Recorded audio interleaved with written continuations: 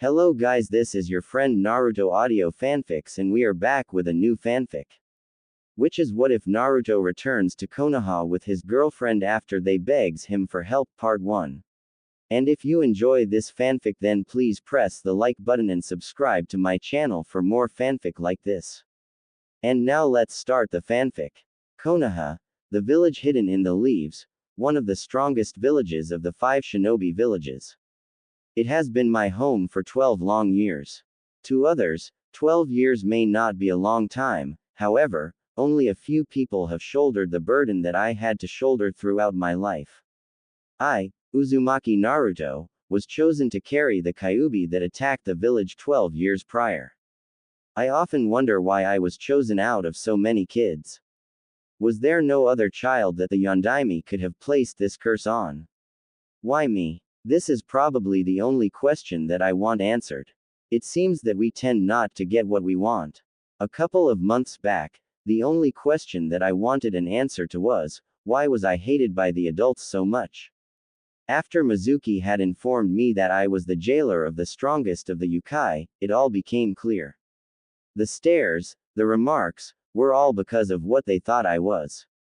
It seems that the kids in my age group followed their parents' lead by treating me like I was nothing. The pranks, the loud, and brash attitude that I displayed was a cry for attention. All I ever wanted was for people to acknowledge my existence. I think that's why old man Sandame never punished me for my many transgressions, he was the only one who knew why I committed those pranks. Being alone is hell, a hell that I do not wish upon anyone. I used to sit on the swing and watch the other kids with their parents and it would pain me. I wish that I could experience what they had at least once in my life. Well, I guess you could say that Iruka-sensei is like the father I never had. He gives advice and he treats me like I'm somebody. He was even willing to sacrifice his life to save mine. That's the sort of thing a loving father would do. The closest thing that I had to a mother is a 50-year-old who doesn't look a day over 30. Tsunade Obaa-chan cares for me deeply. When we first met, I wanted to punch her lights out for disrespecting the old man's sacrifice by saying the position of Hokage was shit. We fought but she was clearly my better. She seemed as though she could care less about what happened to anyone. However, Jiraiya told me when we got to the village how she had protected me from Orochimaru. He told me that she had taken a sword to the heart. He also informed me that she told Orochimaru that I was going to be Hokage someday. She believed in me enough to protect me from harm. That is something that a mother would do. I'm glad that there are at least 2 people that care for me. I thought that Team 7 would become the family that always I wanted. That, however, was not meant to be. Kakashi-sensei, who wasn't really a sensei, well not to me at least, never showed any interest in me. When I won against Kiba in the tournament, he didn't even congratulate me on my victory. I guess that was reserved for his favorite student. I asked him to train me but he made up an excuse about how bad my chakra control was. That was the whole reason I asked him to help me, but whatever. I guess training Sasuke was a higher priority. Sakura is no different. It is always Sasuke this and Sasuke that. Even when I saved her from Gaara, she had assumed it was Sasuke. He told her that it was me, but did I get a thank you? Nope. I got nothing. The event that showed that I would never have her was when I dragged Tsunade to heal Sasuke. I saw her at his bedside, to me it looked like she hadn't left since he was placed there. When Obaa-chan healed him and he woke up, she hugged him as if he was the most precious thing ever. It pained me to see that Sasuke had beat me again, this time he did it without even trying. I never understood Sasuke. Here is a guy who is loved by all throughout the village, yet he chooses to be lonely. He was born with the most feared bloodline limit, he is extremely gifted, and has every girl in the village after him. He also had Kakashi train him personally. He had everything and he threw it all away for vengeance. He even shoved a Chidori into my chest. I always saw him as a friend, a rival, a brother. Now all I see is a guy who took the easy way out to obtain power. I promised Sakura that I would bring him back, but I failed to do so. I really did try for her sake. During those 4 days that I spent recovering in the hospital, I had expected Sakura to visit, but she never did. I will never forget the day that I was released. I would be forever changed by it. Flashback. The villagers' stares were even colder than before. I even heard some comments that suggested that I was responsible for Sasuke's betrayal of the konaha. I ignored it and continued home. I was glad to see Sakura about a block ahead of me. She was with that crazy blonde girl Ino. I ran up to them to greet them. As I called out her name, she didn't even acknowledge me. When I stopped her, she had a look in her eyes that indicated that she was mad at me. I just smiled. "Hey, Sakura-chan," she responded. "What do you want, Naruto?" I looked down because of the guilt of not fulfilling my promise. "Sakura-chan, I'm sorry that I couldn't bring Sasuke back." Her response was something that I had not expected. Sorry. Sorry that you couldn't keep your promise. No, Naruto, I'm sorry for believing that a dead last like you would bring back Sasuke-kun. Sakura-chan, I really tried, but... Tried? Yeah, right. You didn't try. Why would you try to save Sasuke? You knew I liked him, and I bet you thought that if he was out of the picture then I would say yes to a date. Sakura-chan, that's not true. I really tried to bring him back. Enough, Naruto. Get this through your head, I have never liked you and never will. Ino spoke in a defending tone. Sakura, I understand that you have feelings for Sasuke, but that's going too far. Not even Naruto deserves that. Sakura glared at Ino. Ino, this has nothing to do with you, so mind your own business. Ino glared at the pink-haired Kunoichi. Naruto spoke once more. Sakura-chan, no matter what I did or said, Sasuke didn't want to come back. But don't worry, I will bring him back for you. Save your promises for someone else. The only thing that I want you to do for me is to never speak to me again. I wish that it was you who left and not Sasuke. Sakura ran off. Naruto stood there feeling as though someone had told him his dog died. He felt pain in his heart. The girl he would have done anything for to protect had broken his heart. Ino looked at Sakura, who was running off into the distance, then back at Naruto. She even felt sorry for what had happened. He looked really hurt by Sakura's words, she thought. Ino spoke. You know, Naruto, I think she's just upset. No, she doesn't deserve any excuses, Ino. I thought she was my friend, I guess I was wrong. I have to go home. I guess I'll see you later, bye. End of flashback. I thought that it couldn't get any worse than that, but I would be proven wrong once again. A week later I was called before the council. The council had declared that it was my fault for the injuries that my comrades had sustained. I was also blamed for not returning Sasuke back to the village. I tried to plead my case, but it fell on deaf ears. The worst I thought was going to happen was a 6-month suspension of my ninja license, but they did something that I'd never expect. I was banished from Konoha. My dream of being Hokage died that day. Jiraiya tried to plead that I had helped fend off Gaara during the Sound Sand invasion, but it fell on deaf ears once again. Oba-chan didn't have the power to go against the council and was unable to save me from this fate. The day that I was scheduled to leave, I went to Oba-chan's office. Since I wasn't going to be the Hokage, I felt that there was no reason to keep the necklace. I gave it back to her and left. I had also asked her to give Iruka back the headband he had given me. Jiraiya had offered to train me for the next 3 years, but I told him that he didn't need to. He insisted, but I declined and told him not to worry and that I would be okay. He respected my decision, but he decided to give me some scrolls with some techniques. He told me that he was leaving the village and wasn't stepping foot into it again. Ero Sennin told me where to find him whenever I wanted to learn some S-class jutsus. I left 2 days after that meeting. I could see the villagers look at me with smirks on their faces. It was fine, I was giving them what they had wanted for so long, my departure. Konoha was no longer my home. It was time for me to find a new home. I made a vow that I would become the greatest ninja ever. It's been 6 years since I was banished. During that time I met and trained with ninjas from other villages as well as samurais. When I left, I headed to Wave Country to see Tazuna and his family. I only stayed 3 months before I went to Water Country. I ran into a missing nin by the name of Saichi Kato. He was one of the 7 swordsmen of the mist. I followed him around for the next 2 years, learning all that I could from him. During this time we did missions together and became like brothers. After 2 years passed, I had decided it was time to part ways. I was still on a quest for strength, so I needed to continue on my path.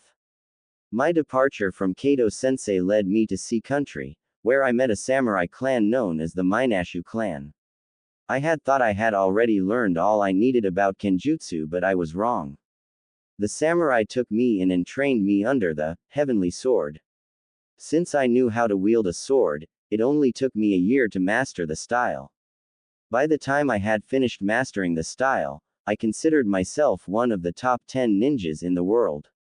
I know that sounds, but I believed it to be true. The next year was spent with Jiraiya, perfecting my taijutsu and ninjutsu and taking on missions after a year of training with the Minashu. I also learned some genjutsu from the scrolls, and from Jiraiya as well. My skills had improved greatly during that time. No longer was I the dead last or the idiot. I am known throughout the ninja world as the Golden Fox. I guess I got that name due to my yellow hair and whisker marks. During this time, Konaha had defeated the Sound Village, killing Orochimaru in the process. The Akatsuki was dealt with a couple of months later. I like to say I had a big part in that. After all, I did kill 3 members. I softened them up for Konoha and Suna. Sasuke finally got his revenge and killed his brother. I heard that the village accepted him back after his betrayal. My sources have informed me that all he got was a year of probation. He is now currently a Junin and an Anbu squad captain.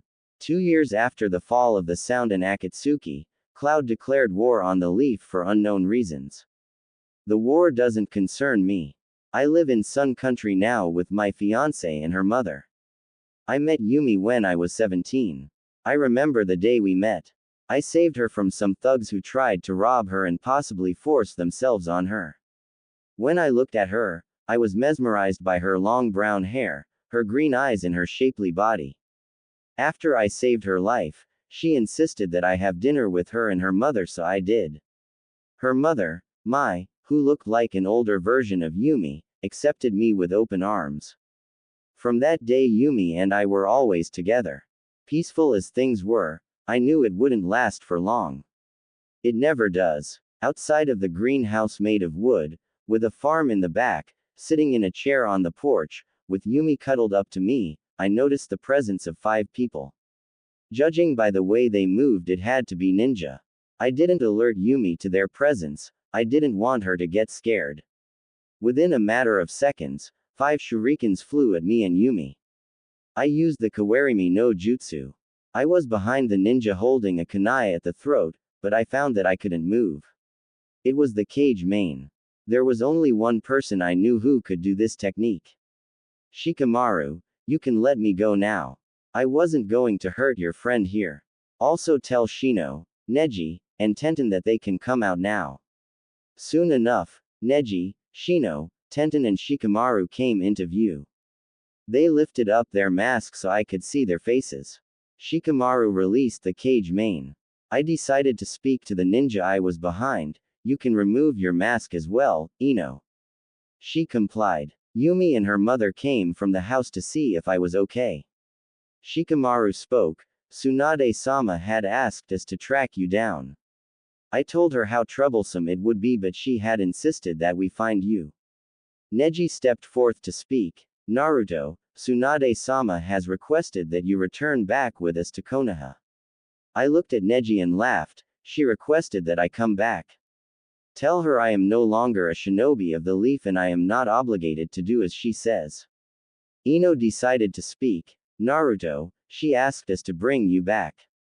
Please come back with us. Tell me, Ino, what could she want from me?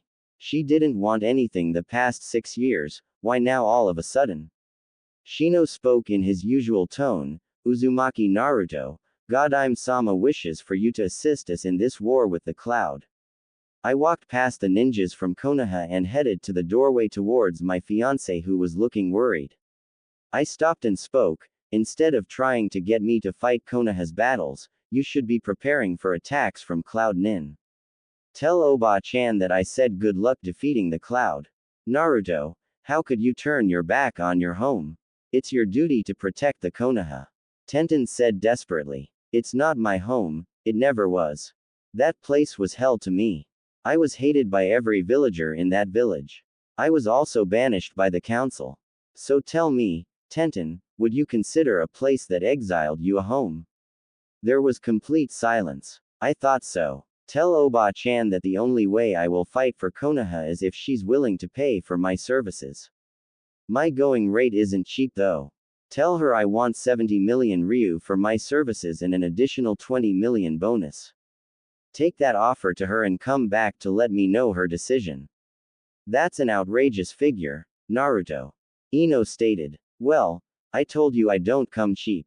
I'm sure the cloud will have no problem paying the bill. Shikamaru sighed. If that's all you request, then pack your things, Naruto. We want to get back to Konoha ASAP. Ino spoke. Shikamaru, you can't be serious.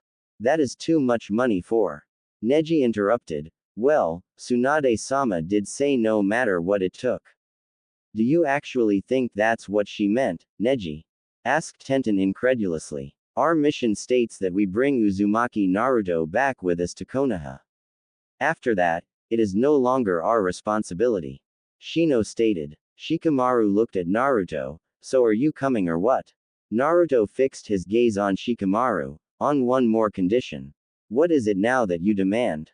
Ino spat out. Naruto turned to the door, where his fiancé and his mother-in-law-to-be were standing.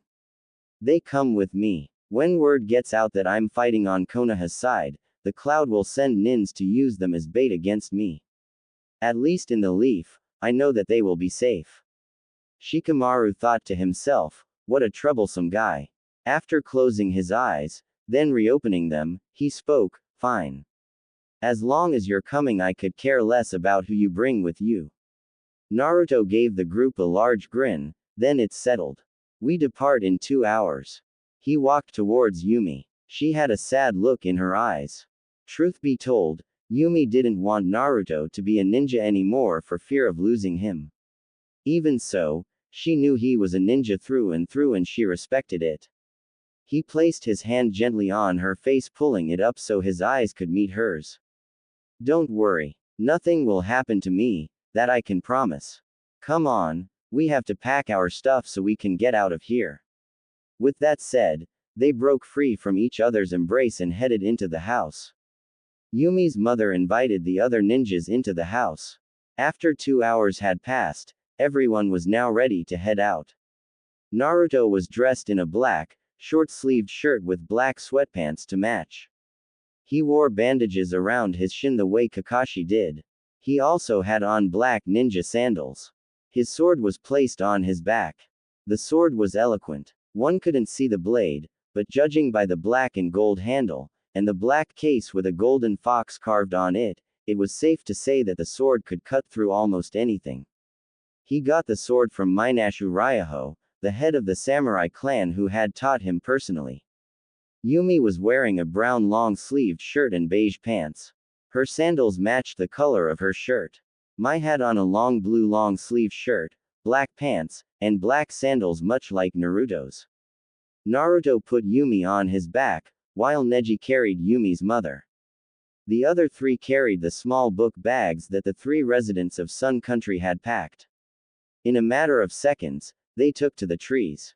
It would take an hour to reach the docks, where a ship was waiting to escort them to Konoha, where it would take about 2 hours to arrive there. 3 hours later in Konoha. In the Hokage Tower, behind the desk of the Hokage office sat a 56-year-old blonde woman, who could pass for 20, doing paperwork. With a war going on and missions to complete, she was exhausted. She was trying to find ways to end this war. She tried presenting a treaty to Raikage, but the young prick didn't want a treaty. For the last 8 months the war went on with no side gaining an upper ground. She honestly didn't know what the war was for, but she believed that the young Raikage just wanted to prove his country was stronger than the Leaf. She felt that there were better ways to go about doing this, but it was his village after all. She ran hers and that was all that mattered. Sitting with her right arm holding up her head, Tsunade looked at the door when her assistant came in. Tsunade-sama, Shikamaru's team has returned with Naruto. They're in the waiting room, Shizune stated.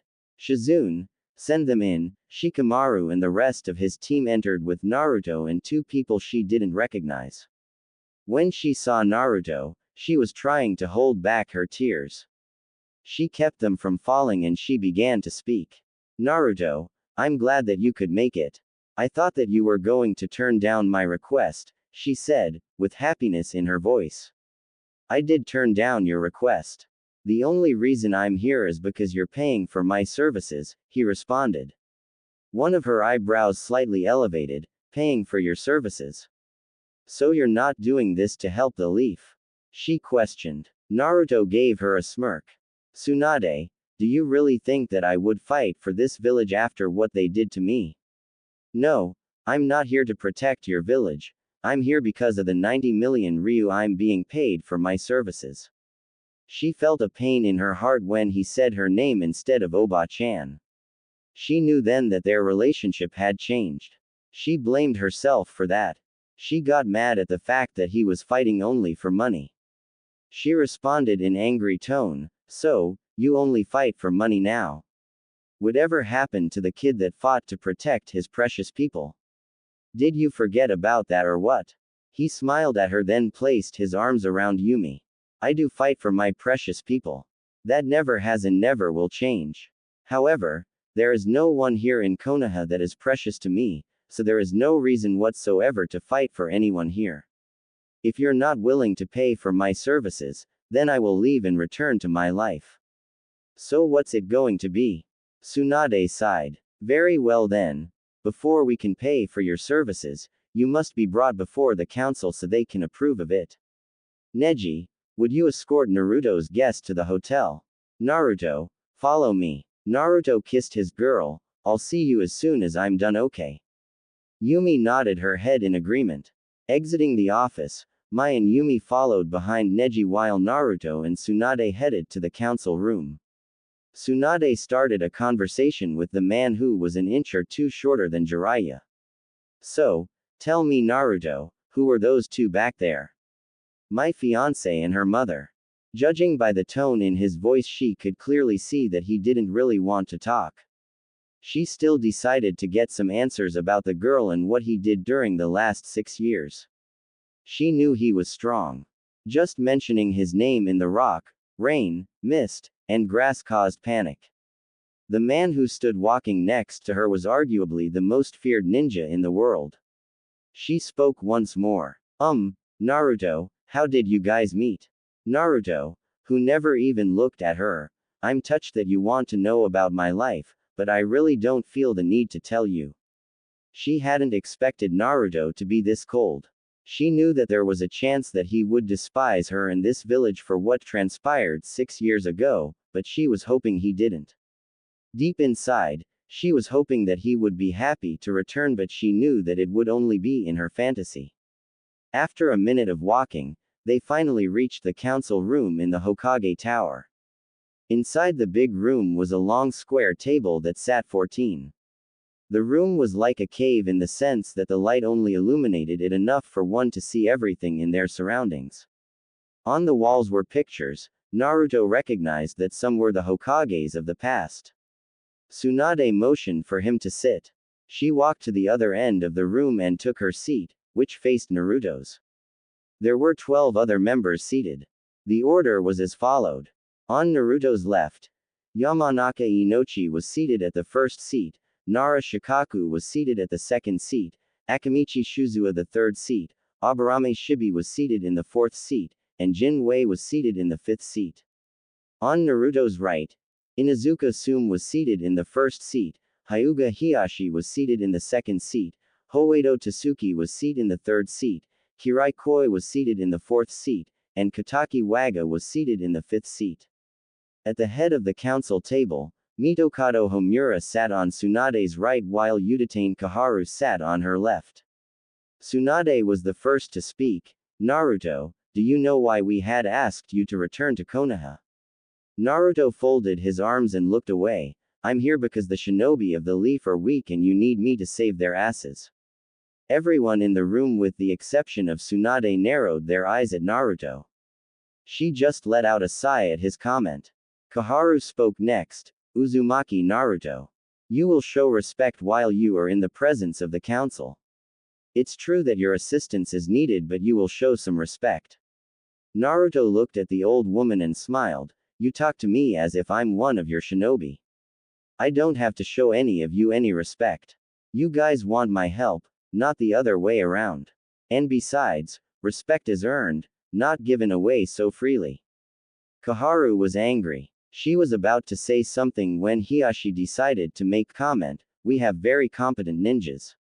We thought that you would love the opportunity that we had decided to present to you. Naruto looked at Hiashi curiously. Oh, what opportunity are you talking about? To become a shinobi of the leaf again. Tsunade said proudly. Naruto looked at Tsunade. So that's the opportunity that Hyuga was talking about. Wow, I really don't know what to say, Naruto replied with a hint of sarcasm. The council members did not catch it. Tsuki, a middle-aged woman with white-green hair and brown eyes, looked at the Kyuubi container with a smile. You don't have to say anything. We will reinstate you as a leaf shinobi and promote you to Junin. Seeing as you're ranked as an S-class nin in the bingo book, it wouldn't be a problem to do so. You get to enjoy life in Konoha like you did before you left. Naruto looked at Tsuki like he was about to cry with joy. I just want to say. Everyone in the council was smiling. They knew the boy would fight for them as long as they offered him the chance to return home. There was no way he was going to turn down this offer. On the other hand, Tsunade wasn't fooled by Naruto's act for a minute. She looked at Naruto and knew what was coming. When hell freezes over, the council gasped in shock. They soon narrowed their eyes at the blonde. You kicked me out because you said I was the reason why everyone got injured in the mission to rescue Sasuke, and it was also my fault for his defection. I'm sure we all know why you really banished me. But, I'm not going to get into that. As for being a shinobi of Konoha, thanks but no thanks. Inoshi spoke. Naruto, be reasonable.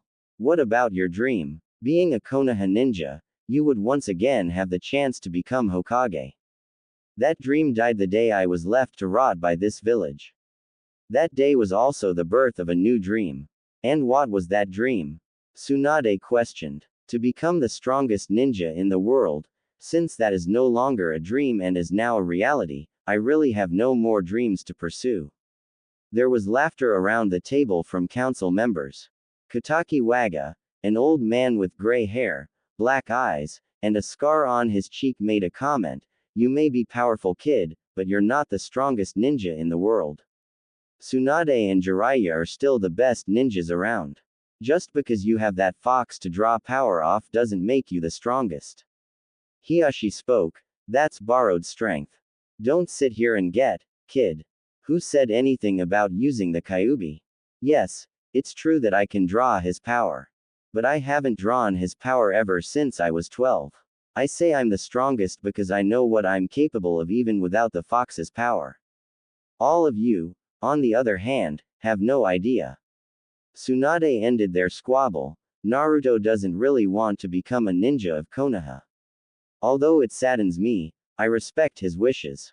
For his services he has asked for a fee of 90 million ryu. Mitokado Homura was outraged. We will not be bullied by some brat. This is an outrageous demand, Tsunade. The vein on Tsunade's head started to bulge. Not another word, Homura. Although this is an outrageous demand, we did ask him for his help. Besides, Naruto's allegiance to Konoha and his reputation might get the Rain to force Cloud to sign a treaty of neutrality. The council knew she was right. It was no doubt that Naruto was feared throughout Rain, who was allied with the Cloud in this war. They knew this was the reason Tsunade suggested that they offer Naruto to become a shinobi again. She also had feelings for the boy as well. Tsunade spoke once more. All in favor for paying for the services of Uzumaki Naruto. Everyone raised their hand. Tsunade smiled. Well, Naruto, we held up our end, so it's time you hold up yours. We will discuss the payment plan at a later date. You are to report to my office at 9 a.m. tomorrow morning, where you will be placed on a team with Chunins and Junins. Tell me who I'm working with, and what the mission is. I'd rather know now. Well, you're teaming up with 4 Chunins and 2 Junins for this mission. Tsunade replied. I asked who they were, not their ranks. For the sake of the mission, I need to know who they are and their capabilities. Tsunade leaned back in her chair, then spoke. Very well. The members of your team will be Sarutobi Konohamaru, Udon, Hyuga Hanabi, Hyuga Hinata, Haruno Sakura, and Uchiha Sasuke, acting as squad leader. Naruto stroked his chin. Why are there 2 Hyugas? Honestly, I think 1 Hyuga is enough. Hinata, in my opinion, should be adequate for this mission. The other Hyuga isn't really needed. Hiyashi's anger was visible to everyone in the council.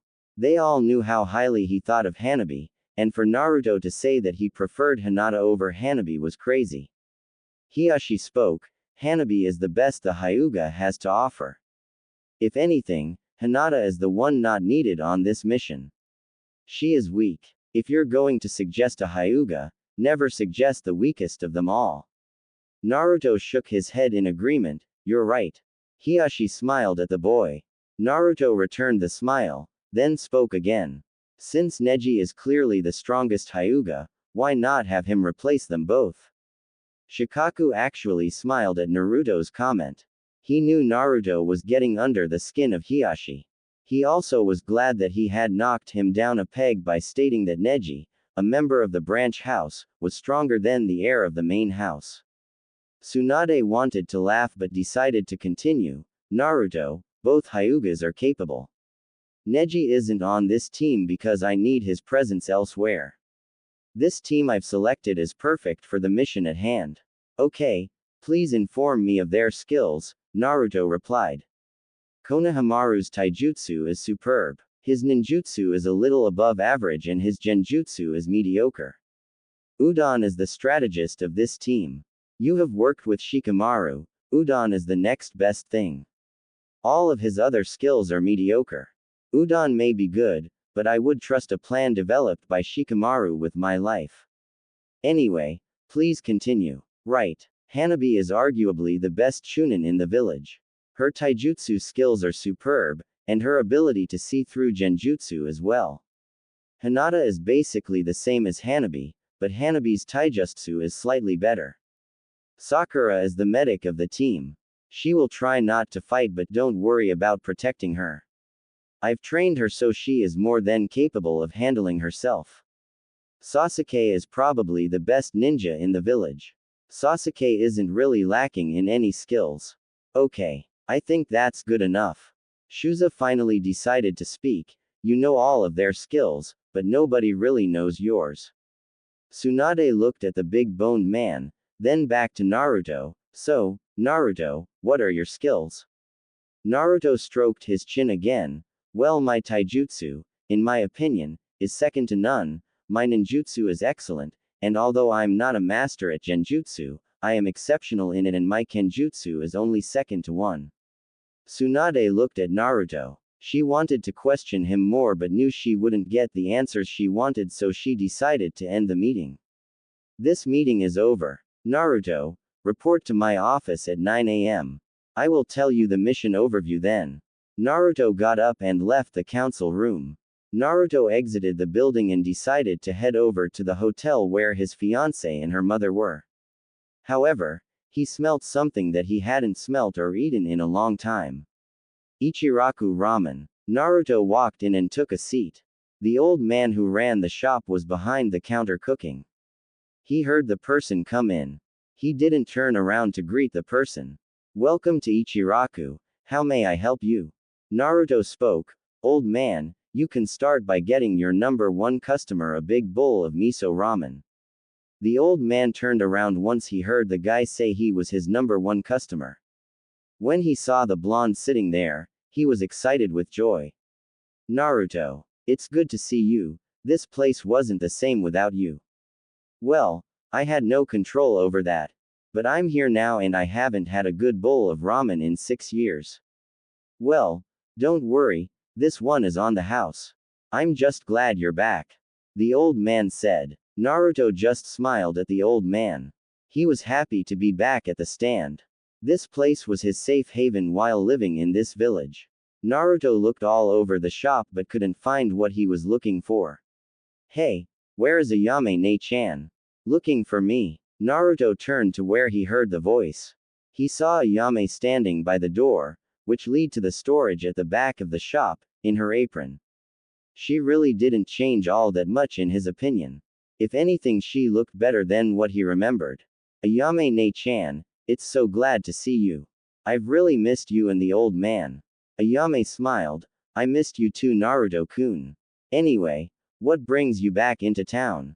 Naruto's face became serious. Just business. I don't know how long I will be here, but I'm leaving when my job is complete. That's too bad. Father and I really missed you. Well, Naruto, I have a lot of work to do, but please come by the shop again so we can catch up, okay? Naruto smiled at the girl. Will do. See you later, Naruto-kun. She waved and headed back to the storage area at the back of the shop. Later, Ayame-ne-chan. While Naruto was chowing down, the old man leaned on the counter. She's right, you know. Things haven't been the same since you left. I heard what happened, if there was anything that I could have done. He cut the old man off. Don't worry about it. I know you would have. Well, I have to go, thanks for the meal. Naruto got up from the chair and headed to the hotel. As he was walking, he could see the people staring at him. Not the same cold stares, those stares were out of curiousness. He figured it wouldn't be long till word got out about him. Naruto stopped and looked at the hotel. He had finally arrived. After asking the receptionist what room Yumi and Mai was in, he headed to the room. Mai was in the room next to Yumi. Naruto knocked on the door to Yumi's room. At the door stood the prettiest woman he would ever see. Hey, sweetie, she embraced him in a hug. After they broke away, they entered the room. Yumi decided to speak. Naruto-kun, are you okay? I was so worried about you. I'm fine. Anyway, what did you do in the hour that I was gone? Yumi walked to the bed and sat down. Not much really. I was waiting for you to come back so that you could show me around. I mean, if that's okay with you. She knew Naruto's history, so she didn't want to force him into showing her around. Naruto, who was leaning against the wall, walked up and sat next to Yumi. Okay, I'll show you around if that's what you want. Besides, there's one person I want you to meet. She looked at him with a questionable look. Who might this person be? Iruka-sensei. I haven't seen him in a while and I want you to meet him. She smiled. Sure. But can we go before it gets dark? What about your mother? Maybe she wants to come with us. Naruto said. She asked that guy with the white eyes to show her to the bathhouse. But the girl with the blonde hair volunteered. Quote, Naruto knew that she was talking about Ino. He knew Ino wouldn't pass up on this opportunity to try and get Mai to tell her about himself. Naruto didn't worry about it. Mai didn't know what he did prior to meeting her and Yumi. Ino was fishing in a pond with no fish. He laughed in his head knowing that the girl would be mad when she didn't get the information she wanted. The couple exited the hotel and was walking through the busy village. Naruto grabbed Yumi's hand while they walked down the street. Naruto felt he was being watched. Judging by the stealth of the person, he knew that it was his old Junin instructor. He stopped. Yumi got curious, then looked at Naruto. Naruto-kun, why did we stop?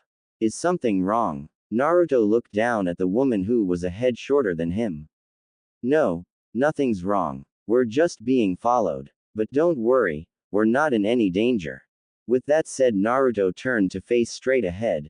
Kakashi, Asuma, Kurenai, and Guy, you can all come out now. Asuma appeared directly in front of Naruto. Guy appeared on Yumi's left. Kurenai on Naruto's right and Kakashi was lying in the tree pretending to read his book. Yo, Naruto, Kakashi folded his book and appeared next to Suma. What do you want, Hatake? Kakashi had expected that from Naruto. Kurenai was looking in awe at how much Naruto had grown. She thought that if he was a couple of years older and she wasn't seeing Asuma, she would consider dating him. Guy spoke in his usual manner. Naruto, it's so good to see you again. Are you enjoying your spring tea of youth? It's good to have you as a leaf ninja again. Naruto looked at Guy with a serious look. I'm not a leaf shinobi. Asuma responded in shock. What? I thought that they reinstated you. Naruto turned to Asuma. They wanted to reinstate me but I declined. Why would you do that, Naruto? Kurenai asked. Do you actually think that I would want to be a shinobi of this village after what had happened 6 years ago? I'm not fighting for this village out of love or loyalty. I'm only here to fulfill my end of a deal. Kakashi spoke. So, what is the deal that has brought you back here? I'm being paid 90 million ryu for my services.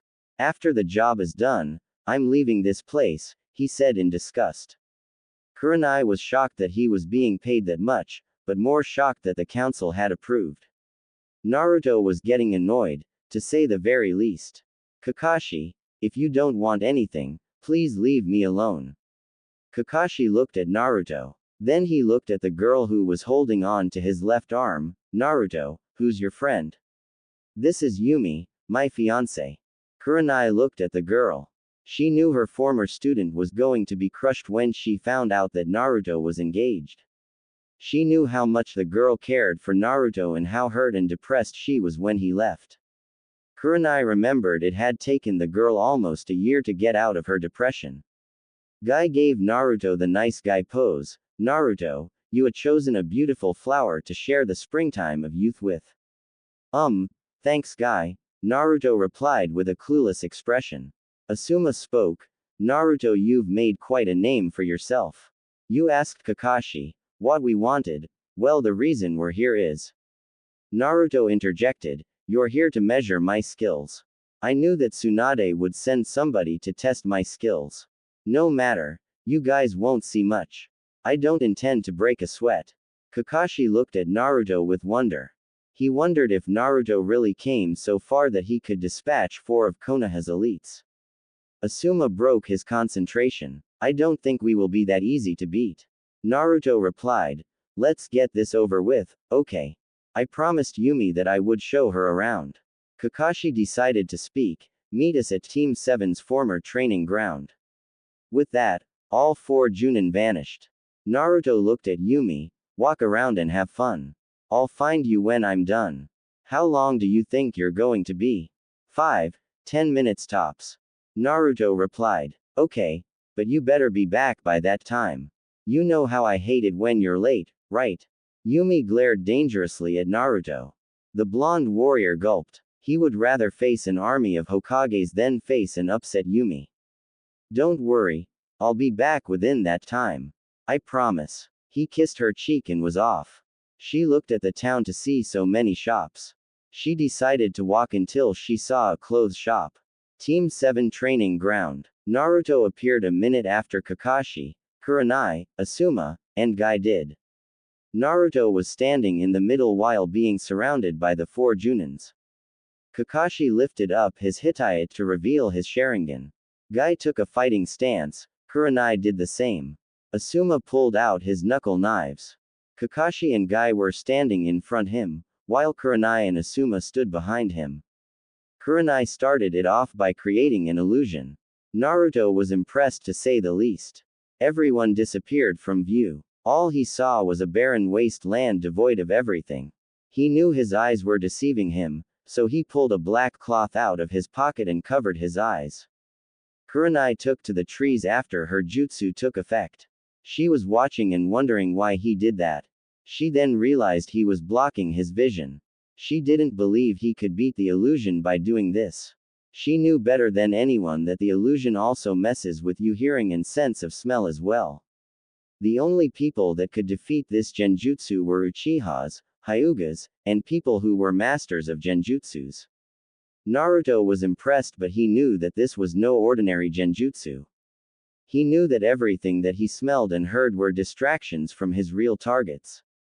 But as good of a genjutsu this was, Naruto knew that this wouldn't work on him. He decided who would be the first one he would take out. Naruto vanished from everyone's sight. Kakashi realized where Naruto went. His eyes went wide. He looked at the tree Kurenai was in. Kurenai, watch out. She turned her head to face the person behind her. Black and gold would be the last thing she would see. Naruto hit her in the back of her neck. He placed his sword back on his back. He then grabbed her and leapt down to the ground where they were still watching.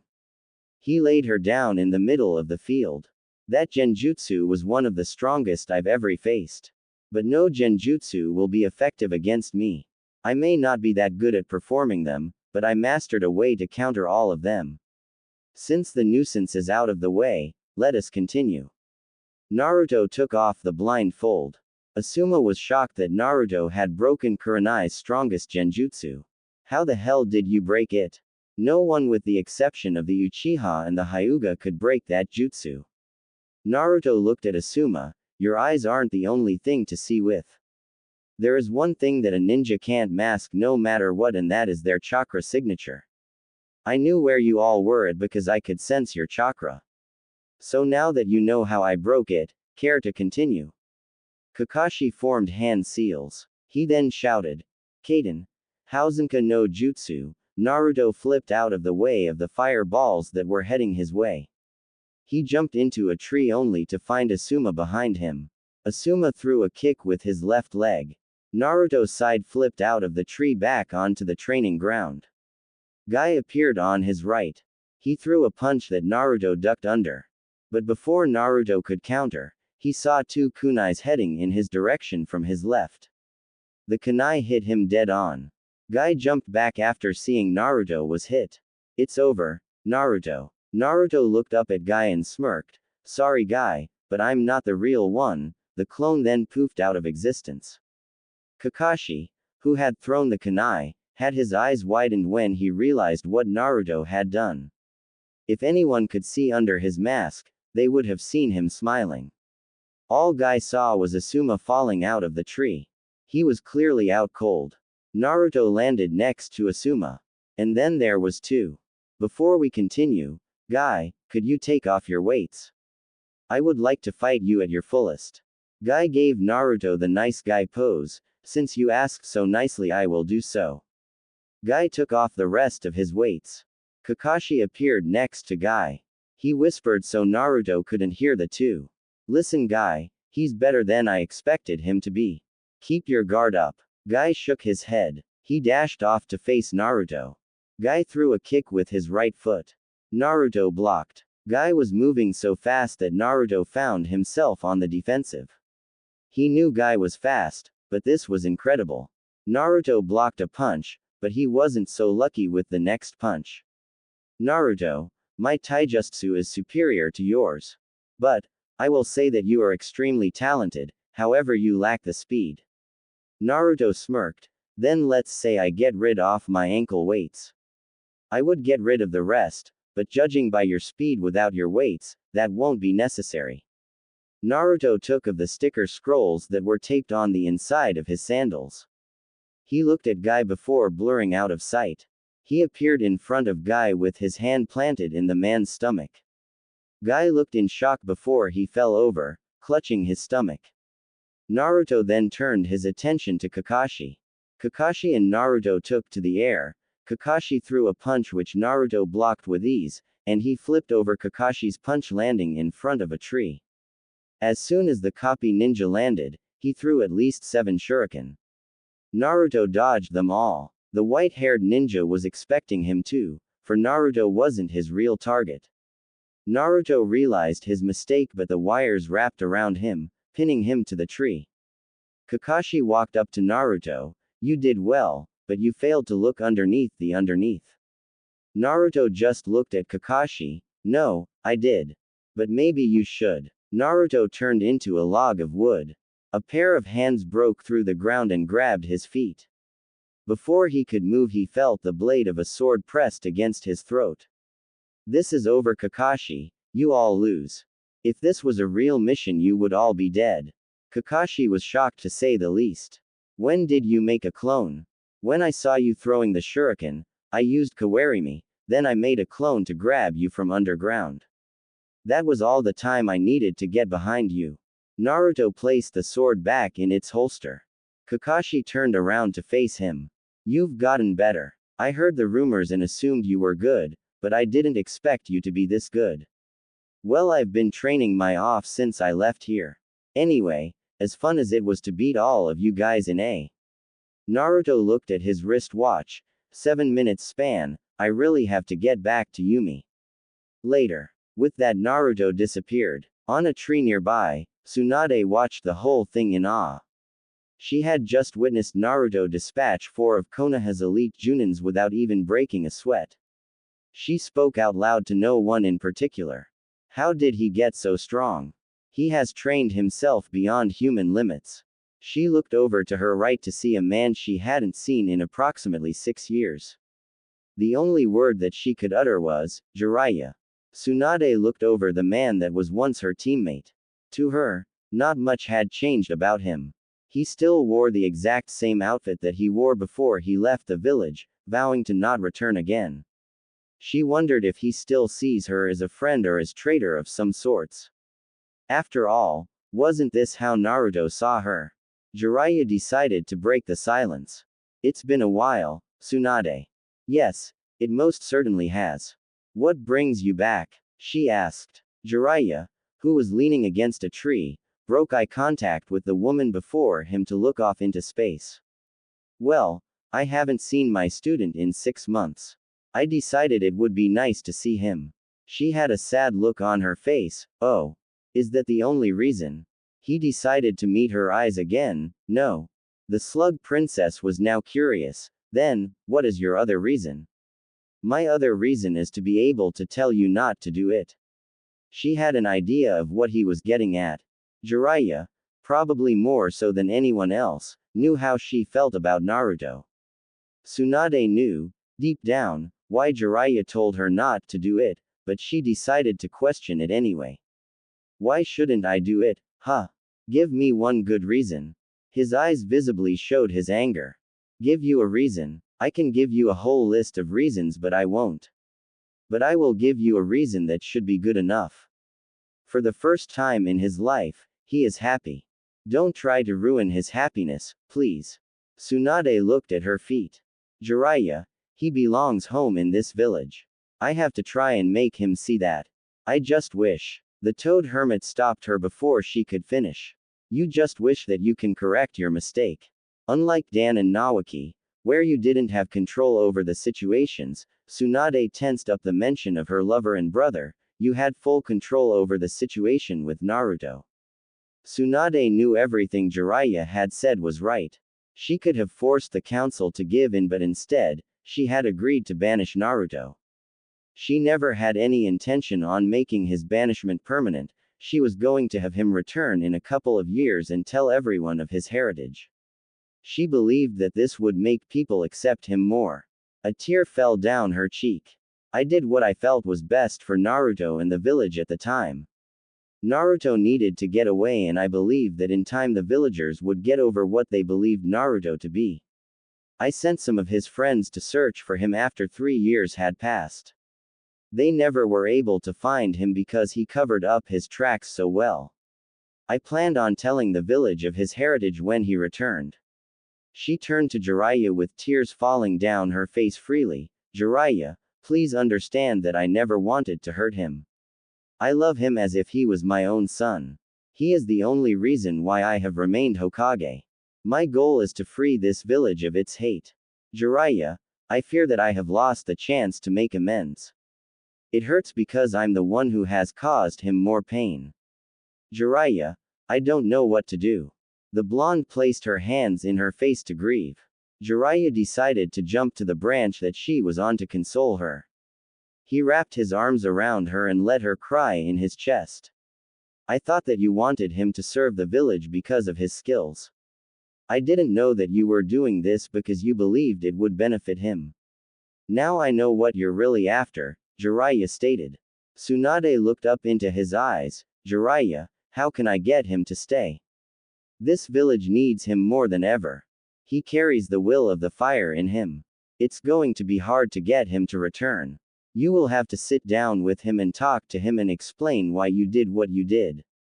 I know you care about him, but he feels that you had betrayed him.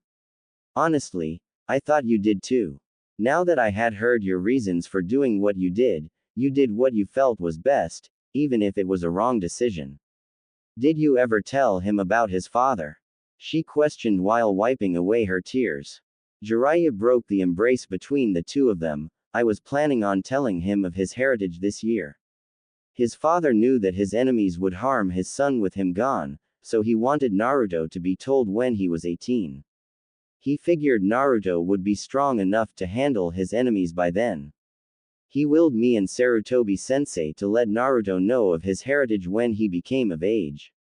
I'm curious, how did you find out that Yondaime was Naruto's father? I have access to the Hokage's personal files. It was only a matter of time before I found out who his parents were. But it was smart of Sarutobi-sensei to change his last name. Even though they look alike, people wouldn't question it because they simply had different last names. She replied. Yay, that was for Naruto's protection as well. He decided to give the boy his mother's maiden name. Only Sarutobi-sensei and I knew who Naruto's mother was. Minato kept that hidden from everyone else. There was no way anyone could have figured it out, it was set up perfectly. Tsunade spoke once more. Well, it wasn't set up that perfect. One person did manage to figure it out. Jiraiya was shocked to say the least. He wondered who was smart enough to figure it out. Really? Who is this person? He's Konoha's lead strategist. She replied. What's his name? He asked. Nara Shikamaru. Somewhere across town in a barbecue shack. Ahachua, a young man, with a lazy look thought, my allergies must be acting up again. How troublesome. Back to across town, at the trees near Training Ground 7. How did he figure it out? Jiraiya asked. He said he put 2 and 2 together. He came to my office about 2 weeks after Naruto left. Flashback. Tsunade was sitting at her desk in her office. She was going over the decision she made 2 weeks ago. Tsunade's assistant, Shizune, came in her office holding a cute little pig in her arms. Tsunade-sama, Nara Shikamaru is here to see you. The Godime motioned for her to send him in. Nara Shikamaru stood before her in his Chunin vest. She motioned for him to take a seat. What brings you here, Shikamaru? I wish to ask you a personal question. She rested her elbows on the desk. She then placed her head on the back of her hands for support. What is your question? Why did you kick Naruto out this village knowing the sacrifice that his father made to protect it? She decided to make up a factious story about Naruto parents so the boy wouldn't press the matter further. What are talking about? Naruto was an orphan, no one know who his parents are. Shikamaru looked at her with a serious look. You can play dumb all you want, but I know the truth. You're right, Naruto was an orphan. But I started to think, why did the villagers hate Naruto so much? I mean, he was a prankster, but that's not a good enough reason to hate him as much as the villagers did. So I started putting things together. Tsunade knew where he was going with this. She prayed that she was wrong. So, tell me, what did you find out? First I remembered our academy days. My parents and most of the parents, all of the parents, told their kids to stay away from him because he was nothing but trouble. I also overheard some old man calling him a good-for-nothing monster. But why would they call him that? This is a theory you came up with, so you tell me, the Hokage stated. The lazy Chunin continued, it wasn't until recently that I started to think things over, before it was just too troublesome. Then it all hit me like a ton of bricks. The one clue that put all of the pieces together was the fact about Naruto's birthday. It's not unusual for someone to be born October 10th, but he was born exactly when the Kyuubi attacked. I only knew his birthday because I overheard Hinata asking Iruka-sensei his birthday. She never specified her real reason, but I figured out her reason when he came to class the next day sporting a pair of goggles on his head, telling Iruka that someone gave him a birthday gift. You're rambling, Nara. Godime stated in a bored tone. I suppose. But here is what I came up with. There was no way the fourth could kill the Kyuubi. Do you doubt his skills? No, just stating a fact. I did some research of my own. I asked Gaara's sister about the demon that was sealed inside of him. I asked her why didn't they kill it like the Yondaime had killed the Kyuubi. She laughed at me and told me that there was no way for a human to kill a demon. She believed that the fourth had to seal it inside of something. I was informed the demon that was inside of Gaara was the one-tailed demon Shukaku. I thought it was too troublesome to argue about how the fourth had killed the 9 tails. But she made me wonder, how do you kill a demon? So I started to research demons. She was right, there is no way you can kill a demon. Since Kyuubi is the strongest of the tailed beasts, the only way he could be defeated was by being sealed inside something.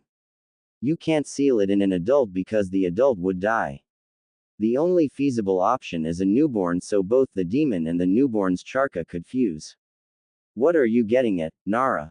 She stated in a tone that was openly showed that her patience was wearing thin. Naruto is hated by the village. His birthday is the day the Kyuubi attack. The red chakra he used to beat Neji in the Chunin exams. What I'm getting at is that Naruto is the container for the Kyuubi and the son of Yondaime Hokage. There was a minute of silence. How did you know? She questioned. Know that he was the son of the fourth? Yes. Tell me how. She asked. After I figured out he was the container for the Kyuubi, the rest fell into place. Everyone said the fourth was an honorable man, so there is no way he would ask a villager to sacrifice one of their babies. So I figured he would sacrifice his own son instead. Also, the blonde hair and blue eyes are a dead giveaway. The Godime spoke. You know all this, what else do you know? Well, that's where you come in to fill in the blanks. You see, I know that Yondaime's name was Namikaze Minato. The history files never said anything about him having a kid or even a wife.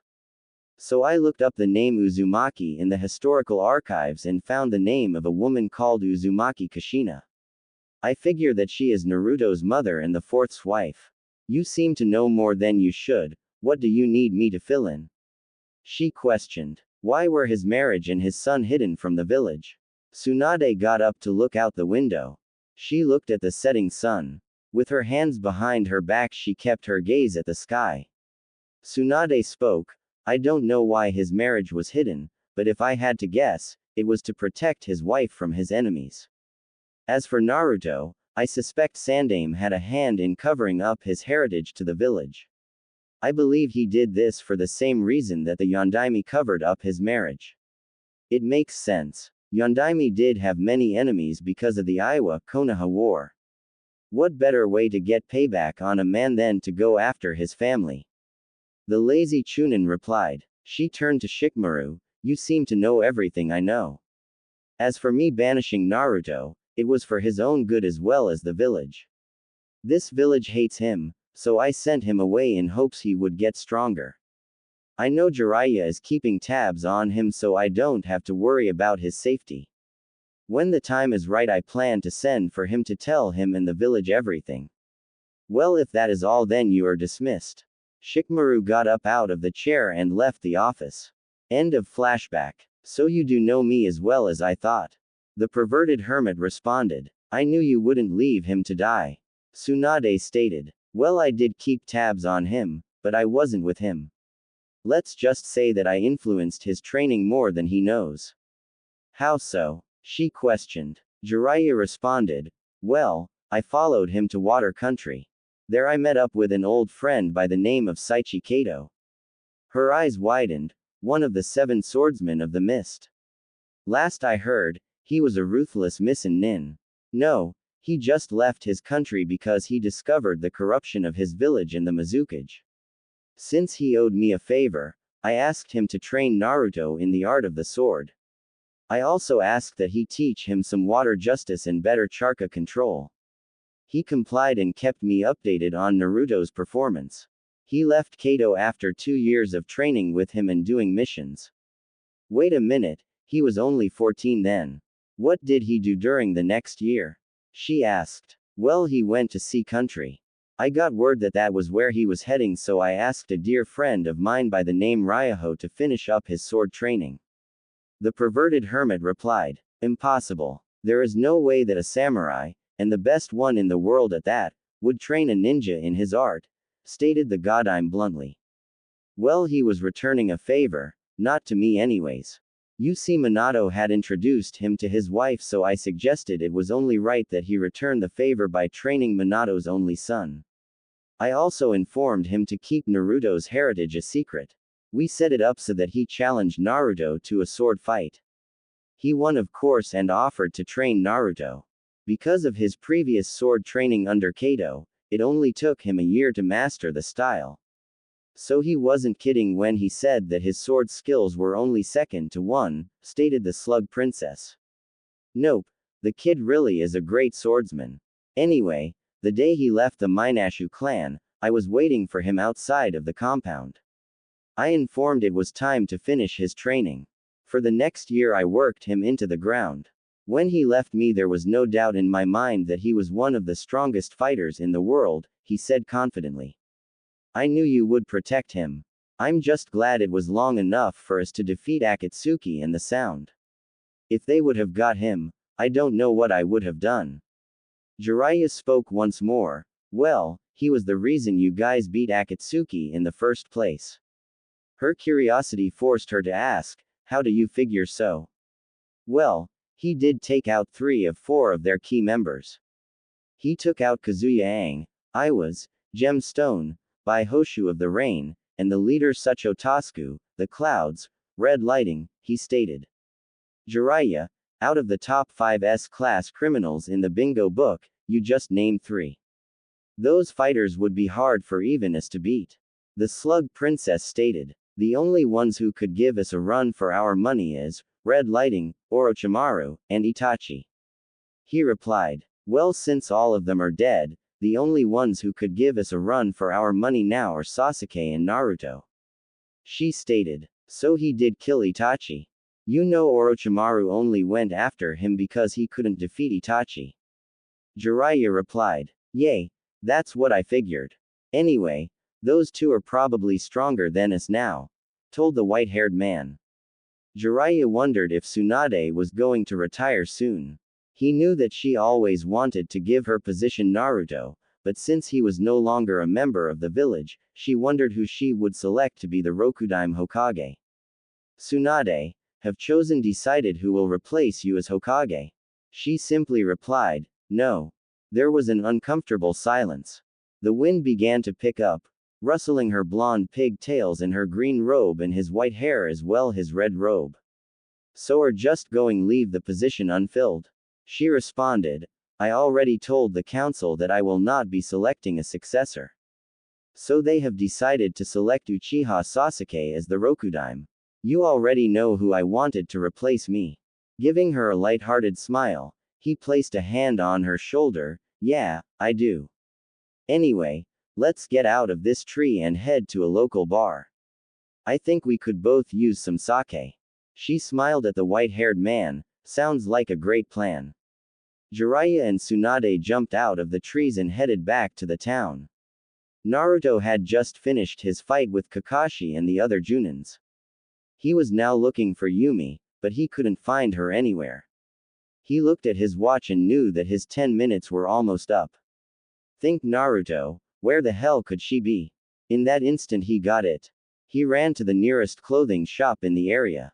Naruto entered the shop and found Yumi looking at some shirts. He let out a sigh of relief. He decided to slide behind, put his hands over her eyes. Guess who? Yumi smiled, already knowing it was her loving Naruto. I suspect it's my Naruto-kun, but he said that he would be here in 5 minutes. Oh, that's right, you said 10 minutes max. I guess they must have been good if they kept you for more than 5 minutes. Either that or you're not a very good ninja. Naruto took his hand away from her eyes. She turned to face him so she could look him in the eyes when spoke. That was cold, Yumi. But I'll show you how great of a ninja I am. She quirked her eyebrow. How do you intend to do that, Uzumaki-sama? He gave her an evil smile, like this. He started tickling her all over. She was helpless to do anything but giggle. He finally stopped with a satisfied smirk. The great Uzumaki is always triumphant in the end. She walked up to him and tiptoed to his ear to speak so no one could but him. You may have won the battle, but my lingerie will win the war. I see. It seems that I will never win a war against you, he said in a defeated tone. She walked back to look at the clothes. She then turned her head slightly to reveal a smile that spread across her face. Nope, not ever. He scratched the back of his head, a habit which had survived with him from his genin days. Well, I guess I can live with that. Are you almost done? I want to go see Iruka-sensei. Actually, I've been done for a while. I was just waiting for you. Yumi replied. Really? Where are the shopping bags? Naruto questioned. I had them delivered to the hotel. There was a little boy in here looking for some clothes, so I asked him if he would take my clothes back the hotel for me. I paid him for his service, of course. When we return, I'll just pick them up at the front desk. Okay, let's go. Naruto extended his hand for Yumi to grab. They exited the shop and headed to the academy. It was late in the afternoon and class was already out. Naruto knew that Iruka would be grading papers in his class. Naruto and Yumi arrived at the academy. Naruto was taking in his surroundings and reminiscing his childhood. Although he did have a bad childhood, there were some good times. He remembered a time when Choji, Shikamaru, Kiba, and himself had ditched Iruka and ran out of the classroom after he had given them an important lecture. He entered the class but he didn't see Iruka. He saw a bowl of ramen on the side of a desk filled with paper. He guessed Iruka had stepped out for a second, so he decided to look around.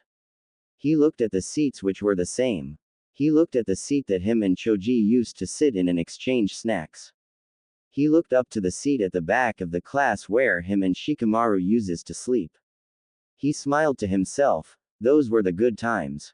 Unknowingly to Naruto and Yumi, a man with a hairstyle that resembled a pineapple and a scar lying across his nose entered the room.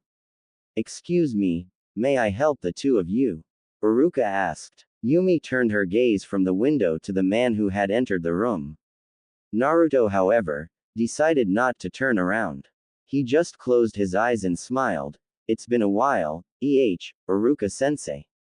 Naruto turned around to face the man he saw as a father figure. Iruka gasped in shock. He couldn't believe the person before his eyes. After looking Naruto up and down to make sure it was him, he revealed a smile. Naruto, is it really you? The one and only, he replied proudly. Iruka and Naruto seemed to move simultaneously. They embraced each other in a hug, which was to be expected since they hadn't seen each other in years. They broke their embrace. Iruka was the first to speak. Naruto, how you been? I was worried sick. Where did you go? Are you okay? A drop of sweat appeared on the back of Naruto's head. Slow down. He gathered himself. I've been good. Did you get the letters that I sent you? Each one that you sent me. I just wish you left an address so I could write back. The academy teacher replied. Iruka looked at Naruto. He realized that there was a lady standing next to him. Naruto, who is your friend? Oh, where are my manners? Iruka-sensei, this is Yumi. Yumi, meet Iruka-sensei. Naruto introduced the two. They both shook hands. So this is the Yumi that I've been hearing so much about in your letters. Naruto, you have a beautiful girlfriend, Iruka complimented. Yumi blushed. Why, thank you, sir. And soon to be wife. Naruto muttered softly so no one could hear. Please, just call me Iruka.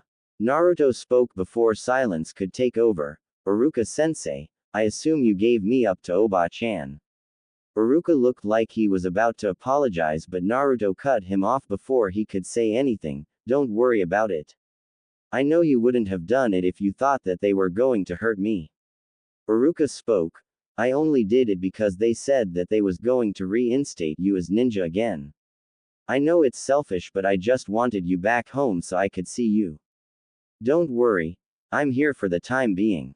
I've got a feeling I'm going to be here for a while, so we will definitely have time to catch up. The ninja known as the Golden Fox replied. Naruto grabbed Yumi's hand and they both headed towards the exit. Iruka spoke before they left. Naruto, it is really good to see you again. Naruto stopped at the doorway. It's good to see you too, Iruka-sensei. It's good to see you too. Naruto and Yumi exited the classroom. Iruka went back to his desk and returned to grading papers. He opened his desk drawer to reveal a blue Hittite with the leaf symbol engraved on the metal plate. He smiled at the sight of the blue headband. After closing the drawer, he returned back to grading papers. At a local barbecue shack, sitting at a table, with a grill in the middle, that seated at least 12, were 12 Junins. The Junins that were sitting at the restaurants were Minato Anko, Yuahi Kurenai, Sarutobi Asuma, Hitaki Kakashi, Maida Gai, Genma, Hyuga Neji, Ebisu, Nara Shikamaru, Akamichi Choji, Tenten, and Rock Lee. Gai was telling all of those who had not participated in the skirmish with Naruto about how easily they were defeated. Everyone, with the exception of Kurenai, Asuma, and Kakashi, was shocked. Impossible. There is no way he could beat all four of you. Anko stated. I wish that was true, Anko, but he made us look like rookies who didn't know their place. Asuma said while preparing to smoke a cigarette. He's that good, Anko. He even broke my powerful genjutsu. Kurenai replied. Everyone was shocked. The Senbon fell out of Genma's mouth.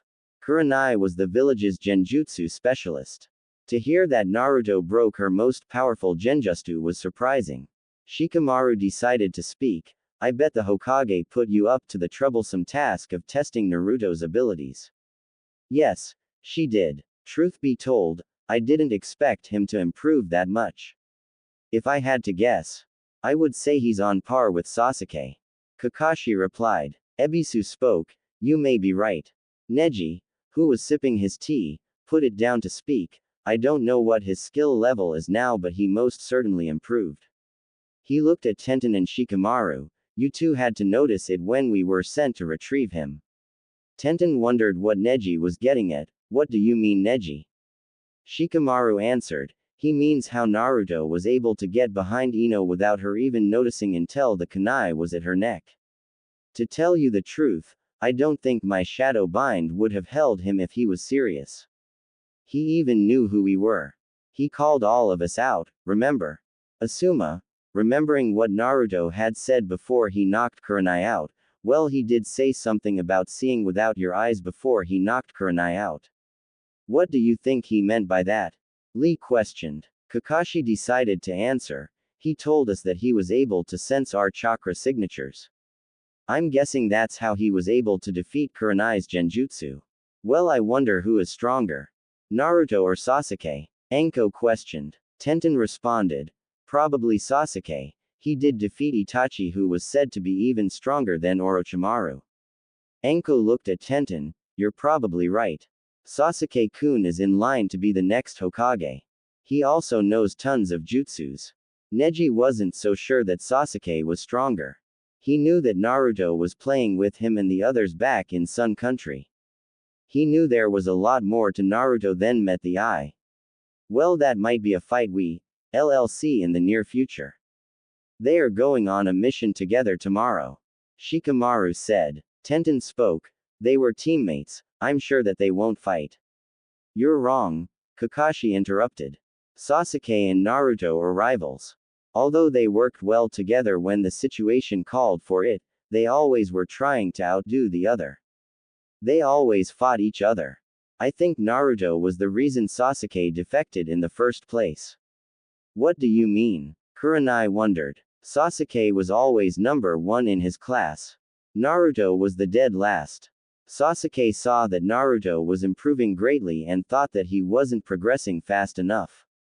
The day after Tsunade had returned, I found them on the roof fighting. I had to interject before they killed each other. Sasuke with a Chidori in his left hand was about to collide with a Rasengan in Naruto's right hand. He knows the Rasengan. Anko yelled out. Almost everyone at the table were shocked while some were confused. What is the Rasengan? Choji asked with food in his mouth.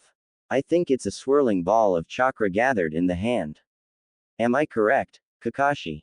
Shikamaru questioned. Yes, but how do you know he knew that technique? He used it on one of the sound nins on our mission to retrieve Sasuke. Shikamaru explained. It's also an A-ranked jutsu only known to Jiraiya-sama and the Yondaime. Kurenai replied. A fight between the two is almost inevitable. Kakashi stated. Well, Sasuke did defeat Gaara who has Shukaku sealed inside of him, so I'm sure he can best even Naruto. Tenten stated. You're wrong, Shikamaru stated. Wrong about Sasuke being able to beat Naruto. Tenten replied. No, you're wrong about Sasuke defeating Gaara. Naruto was the one who defeated Gaara. Everyone at the table was in shock. Kakashi was curious because he had always thought that Sasuke defeated Gaara. All of the villagers had thought that it was their precious Uchiha. Shikamaru was one of the few that knew the truth. Tamari saw the whole battle. She told me that Naruto saved Sasuke from being killed by Gaara. Well, here's how she described it. Gaara had jumped at Sasuke again, but Sakura jumped in front of him. He slammed her into a tree. He used a giant hand made out of sand to press her against the tree and render her unconscious. I was also told that Naruto created at least 50 Kage Bunshin. He then proceeded to beat Gaara. When Gaara transformed in his Shukaku state, Naruto summoned a giant toad. Naruto can summon Gambunta as well? Kurenai asked with wide eyes. Not surprising, seeing as Jiraiya-sama trained him for the third round of the Chunin exams, Ebisu stated. I thought that you trained him, Ebisu. Kakashi asked. Well, I was going to. I decided to work on his Charka control, so I took him to the hot springs. I figure that it would give him more incentive to stay above water since the water there was hot. Sure. That's the reason. Pervert, Genma said, nudging him in the waist, grinning. I'm not a pervert. I did it for his benefit, really. Anyway, we met Jiraiya-sama there and he took over Naruto's training. Well, like I was saying, Tamari said Naruto summoned a huge frog to fight Gaara. Long story short, Naruto defeated Gaara, not everyone's precious Uchiha. Shikamaru finished. What's that supposed to mean? Anko asked with a little anger in her voice. Shikamaru stood up. It's too troublesome to explain. Besides, I have to hand in my mission report, so I will see you guys. Shikamaru headed to the exit. Naruto and Yumi were walking down the street. Since the sun was setting, they decided to head back to the hotel. Naruto heard a woman's voice call his name and Yumi turned around to see a brunette with clouds cover her private areas. Naruto just smiled. Yumi was furious at the woman. Until she transformed into a teenage boy with the standard uniform of a leaf chunin. Naruto Ni-san, that was a smoker of a jutsu, The teen stated. Naruto just smiled. Konohamaru, I'm not a kid anymore, so I forbid you to use that ridiculous jutsu. Yumi was thinking to herself, that is a pathetic ninja technique if I ever see one. It's appalling to all women. That's something a pervert would use and enjoy. Good thing my Naruto isn't the category of the former or the latter. She was pleased with her husband-to-be. Naruto pumped his fist and screamed, now let me show you the ultimate no jutsu ever created to man. Realizing what Naruto had said, Yumi responded with a slap to the back of his head. Baka, if I ever catch you doing something as ridiculous as that, you can forget about ever touching me again. Naruto recovered from the smack. He then greeted Konohamaru. Hey Konohamaru, how's it hanging? Pretty good bro, I heard we're doing a mission together tomorrow. It's going to be wicked awesome to work with you bro. I know you have tons of kick jutsus. Konohamaru said with excitement. Yeah, I know a lot of jutsus. Maybe I can show you one, Naruto said. Yumi glared at him. It better not be the one that you were talking about earlier. Or else. Naruto put his hand up in defense. No, no, no, it's something different completely. Konohamaru spoke. Hey bro, who's the hot chick? Is she your? Konohamaru showed Naruto his pinky. Grinning from ear to ear, Naruto replied, Yep. I did pretty well for myself, don't you think? What about you, Konohamaru? Do you have a special girl? Well, I like Hyuga Hanabi, but I don't think she likes anyone. She acts as if she's too good to socialize with me. But for some reason I still like her. Konohamaru confessed his feeling toward the Hyuga heir to Naruto. Don't worry, Konohamaru, most Hyugas are snobs. If you can't convince her to see how great you are, then it's her loss. Naruto gave his opinion. Naruto and Konohamaru were smiling. Both of their ninja senses kicked in. They quickly turned to the right to see 5 kunais coming in their direction. Naruto grabbed Yumi before she knew what was going on and flipped out of the way. Konohamaru sensed the kunais and flipped out of the way. Naruto landed a foot away from where the kunai was embedded into the floor. He looked to the direction where kunai came from. On the roof stood a man with a Junin vest, black sweats with the shins bandaged and a black long-sleeved shirt. On the arm of his shirt was the symbol of the Uchiha clan. Naruto narrowed his eyes at recognizing at who it was. In angry tone, he decided to speak, Uchiha, Sasuke. Sasuke flipped of the roof and landed in front Naruto. He sported his infamous smirk. You're as slow as ever, Dobi. Naruto basically growled his next comment, what do you want, Sasuke? Yumi was looking at Sasuke. Naruto had told her about Sasuke and how they fought at this place called the Valley of the End, but he never told her details of the battle. All he said was that he lost. Just came to check out if the rumors were true. Sasuke answered. Those rumors would be that you were back in town. I also heard that you beat Kakashi, Guy, Kurenai, and Asuma. Not bad, Dobi. The Uchiha replied. Naruto was wearing a smirk. A lot has changed. No offense, but you're not even a match for me, Sasuke-chan. Sasuke's eyes narrowed. He was pissed. Naruto knew that Barb would anger Sasuke. That's exactly what he wanted. Sasuke calmed down. Your girlfriend is very attractive. Getting her is probably the only thing you did right, Dobi. Naruto was getting pissed. He knew what Sasuke was doing because he was doing the same thing. I never knew you liked girls, Sasuke-chan. I mean, you always rejected your fangirls. I always thought you played for the other team. Konohamaru and Yumi could feel the tension between the two. They knew that the two were about to explode. Yumi decided to grab Naruto's arm and drag him to the hotel. Naruto-kun, let's go. Naruto nodded and decided to walk off. Sasuke spoke. Getting saved by his girl, that's what I expected of you, Dobi. Naruto stopped immediately. He was now officially pissed. He was not going to let this slide. He turned to face Sasuke against Yumi's protest. You know, Sasuke, I don't like fighting with words. I'd rather use my fist. Sasuke smirked. He had gotten what he wanted. There is a training area about a mile from here. We could do a lot of talking there if you'd like. Sasuke pointed to Yumi. Bring her too. I want her to see you.